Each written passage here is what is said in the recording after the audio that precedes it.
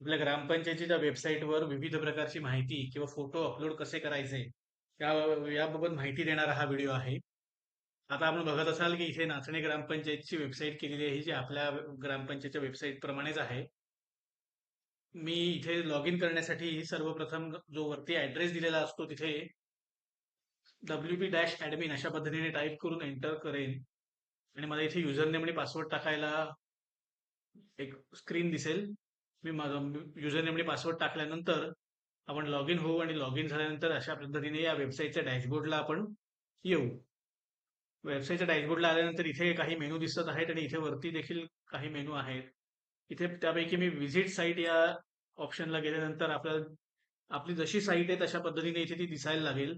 फक्त आपण log in असल्या कारणामुळे सगळ्यात वरती ही जी ब्लॅक कलरची पट्टी दिसते ती आपल्याला दिसेल, कारण का आपण लॉग इन आहोत. ही ब्लॅक कलरची पट्टी सामान्य नागरिकांना जे माहिती घेण्यासाठी आपल्या वेबसाईटवर येणार आहेत त्यांना ती काही दिसणार नाही. कोणत्याही पद्धतीच्या माहिती आपल्याला वेबसाईटवर समजा बदलायची असेल तर त्या पेजला गेल्यानंतर तुम्ही इथे सगळ्यात वरती एडिट पेज नावाचा ऑप्शन आहे, तो तिथे क्लिक करू शकता आणि अशा पद्धतीने मायक्रोसॉफ्ट वर्ड प्रमाणेच पेज ओपन होईल. इथे तुम्ही जी काही माहिती आहे ती बदलू शकता.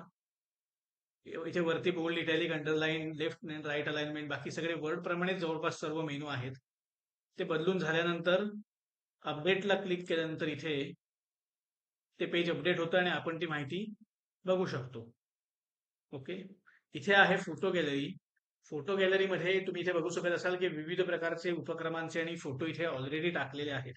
आपल्याला देखील आपल्या ग्रामपंचायतमध्ये झालेल्या उपक्रमांचे फोटो टाकायचे असतील तर ते कसे टाकायचे ते आपण आधी बघूया. त्याकरता मी परत इथे डॅशबोर्डला येतो. डॅशबोर्डला आल्यानंतर या डाव्या बाजूच्या मेनूमध्ये इथे इव्हेंट्स म्हणून तुम्हाला दिसेल ऑप्शन. त्या इव्हेंट्समध्ये ऑल इव्हेंट्स आणि add new event.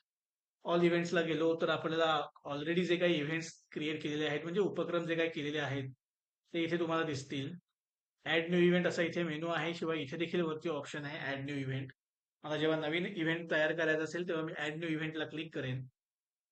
Add new इव्हेंटला click केल्यानंतर इथे काही गोष्टी आपल्याला माहिती भरायची आहे. तर सर्वात प्रथम तिथे टायटल भरायचं आहे. मी परवाच झालेल्या हिंददी चादर या कार्यक्रमाच्या इव्हेंट तयार करतो. आता टायटल एवढं मोठं न देता जरा शॉर्ट मध्ये दिलं तर ते बरं होईल.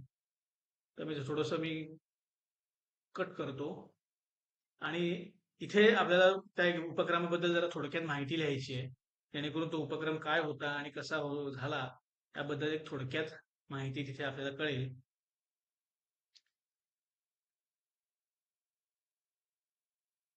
आणि यानंतर इथे खालती आल्यानंतर मला या उपक्रमाचे फोटो टाकायचे आहेत. तर त्याकरता मी ऍड मीडियामध्ये गेलो आणि इथे अपलोड फाईल्स मध्ये आल्यानंतर मी माझ्या कॉम्प्युटरवरचे हे 2 फोटो मी इथे अपलोड करतो.